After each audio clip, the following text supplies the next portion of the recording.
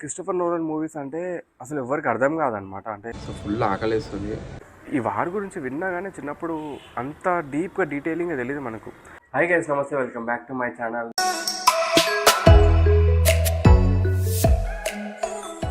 నేను ఫైనల్లీ ఈ రోజు కోసం అయితే చాలా రోజుల నుంచి అయితే వెయిట్ చేస్తున్నా. ఒడిస్తే మూవీ అయితే రిలీజ్ అయిపోయింది. సో ఐఎమ్ సో ఎక్సైటెడ్ అనమాట చూడడం కోసం. ఎందుకంటే పర్సనల్గా నాకైతే క్రిస్టోఫర్ నోలన్ మూవీస్ అయితే చాలా ఇష్టం. నేను బిగ్ ఫ్యాన్ అనమాట క్రిస్టోఫర్ నోలన్ మూవీస్కి కానీ ఆయన టేకింగ్కి కానీ. ఎవ్రీథింగ్ టాప్ నాచ్ ఉంటుంది ప్రతి movie.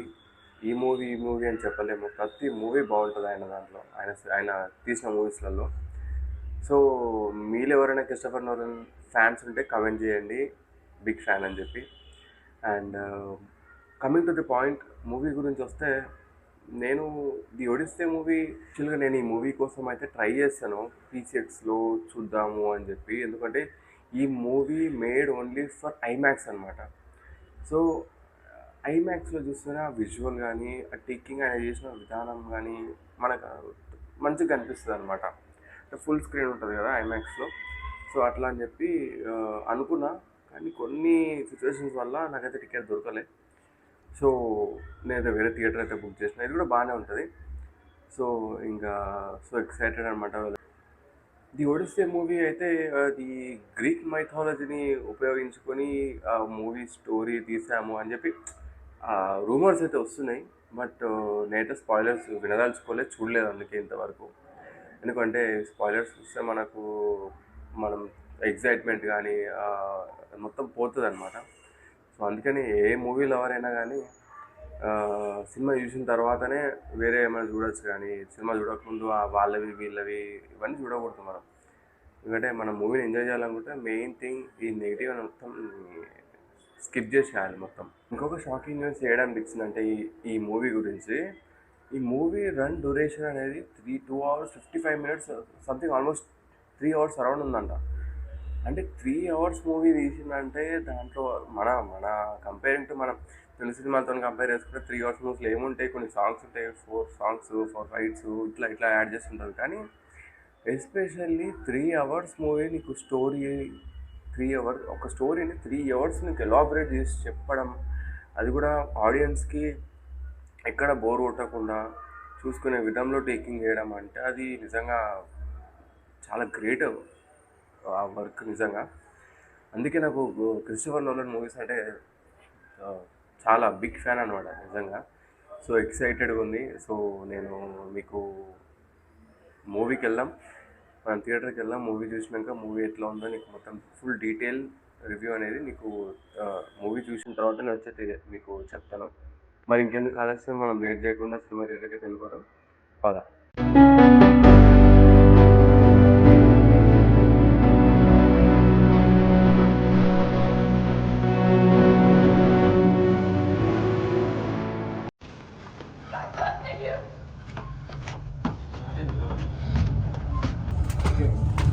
You promised me that you would never take power in your name.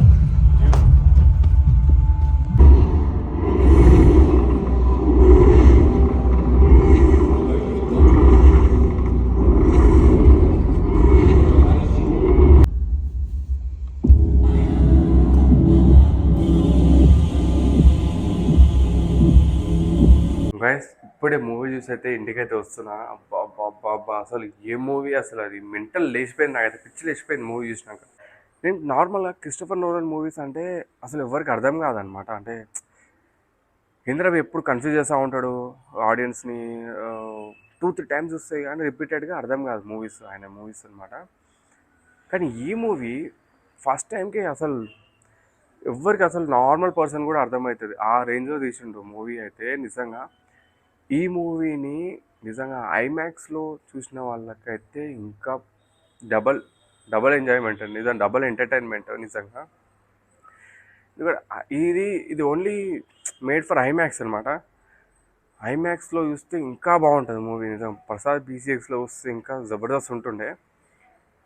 నాకు టికెట్ దొరక నేను చూడలేదు, కానీ నిజంగా నేను మళ్ళీ ఒకసారి ట్రై చేస్తా ప్రసాద్ PCXలో చూడడానికి. అయితే అవసరం ఉంది గాయస్ నిజంగా మూవీ మాత్రం.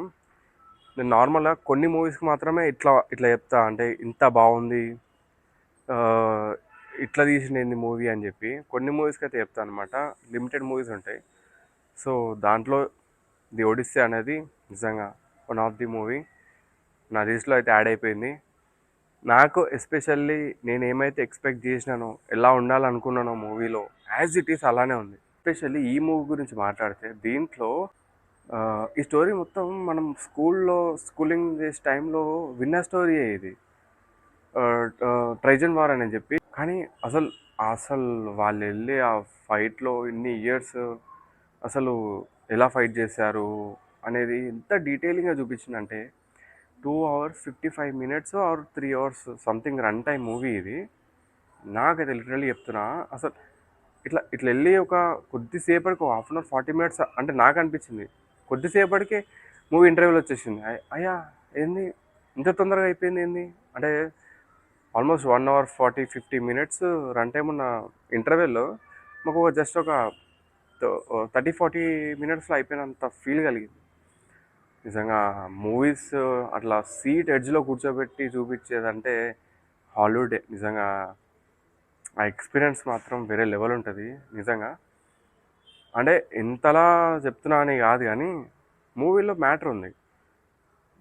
సో మ్యాటర్ ఉన్న మూవీని పోవడంలో తప్పులేదు.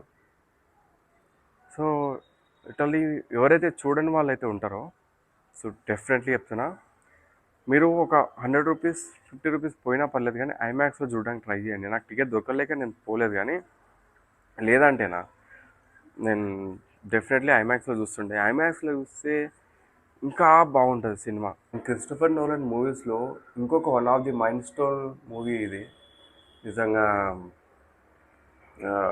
ఆయన థింకింగ్కి ఫైనల్లీ ఇది గైస్ ఓడిస్తే మూవీ రివ్యూ అయితే నాకైతే సినిమా బాగా నచ్చింది. ఇంకా మీరు ఎవరైనా చూడని వాళ్ళు ఉంటే go and watch, you will enjoy. And చాలా మంచి ఎంటర్టైన్మెంట్ మూవీ ఇది. అండ్ నాకు మూవీ మొత్తంలో ఒక సీన్ ఎంత బాగా నచ్చిందంటే, ఏదంటే అంటే ఒక సీన్ ఉంటుంది, స్పాయిలర్ అనమాట.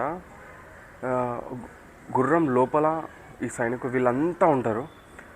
సో అసలు ఎక్స్పెక్ట్ చేయలేదన్నమాట అది. అసలు నిజంగా ఆ థాట్ ఎట్లా వచ్చిందో అర్థం కావట్లేదు, కానీ వేరే లెవెల్ థాట్ అది.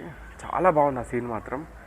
లిటరలీ నాకైతే ఆ సీన్ చూడగానే మంచి అమ్మ ఇట్లా తీసిండ్రా అయినా, ఇది అసలు నేను ఎక్స్పెక్ట్ కూడా చేయలేదు దాంట్లో ఉంటారని చెప్పి సోల్జర్స్. అవసరం సీన్ అది, రియల్లీ చెప్తున్నా. కానీ ఇంకొక సీన్ ఏంటంటే లాస్ట్లో మళ్ళీ తిరిగి వస్తాడు ఆయన రాజ్యానికి. తిరిగి వచ్చినప్పుడు చిన్న ఒక సమయం అయితే ఉంటుంది అనమాట వాళ్ళ రాజ్యంలో. సో అందరూ పోటీ పడుతూ ఉంటారు అనమాట, రాణిని ఎవరైతే దక్కించుకోవాలని చెప్పి.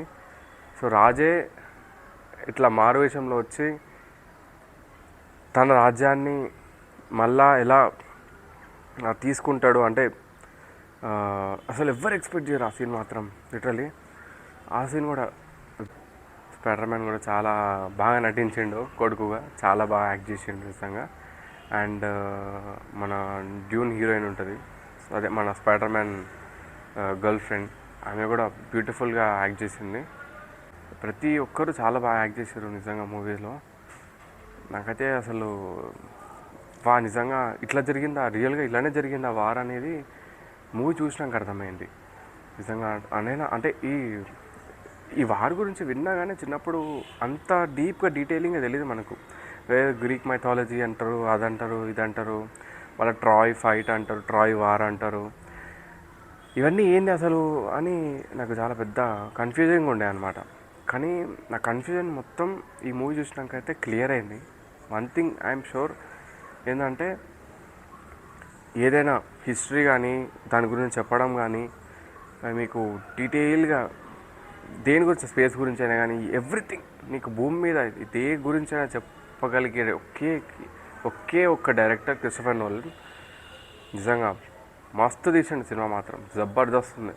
ఇది గైస్ ఓడిస్తే మూవీ గురించి అయితే నిజంగా సినిమా అయితే అవసరం ఉంది, నాకైతే నచ్చింది. సో మీలో ఎవరికైనా ఇంట్రెస్టెడ్ ఉంటే వెళ్ళి please go and watch movie చూడండి. తప్పకుండా మీరు సాటిస్ఫై అవుతారు, ఎందుకంటే మీకు నచ్చుతుందని అనుకుంటున్నాను. ఎందుకంటే అందరికి నచ్చే విధంగా అయితే మూవీ తీసిండు. నిజంగా స్టోరీ కూడా జబర్దస్త్ స్టోరీ మీకు సింపుల్గా అనిపిస్తుంది కానీ మూవీ చూస్తున్న కొద్దీ మీకు అంటే ఇంకా డీప్ వెళ్తూనే ఉంటారు మూవీలో. చాలా బాగా టేకింగ్ అయితే అవసరం, టేకింగ్ నిజంగా స్క్రీన్ ప్లే కానీ అవన్నీ చూస్తూ ఉంటారు కదా. సో నాకు కొద్దిగా ఐడియా ఉంది. సో చాలా బాగా తీసిండు మూవీ. నెక్స్ట్ వీడియోలో మళ్ళీ కలుస్తాం. Until then see you, bye.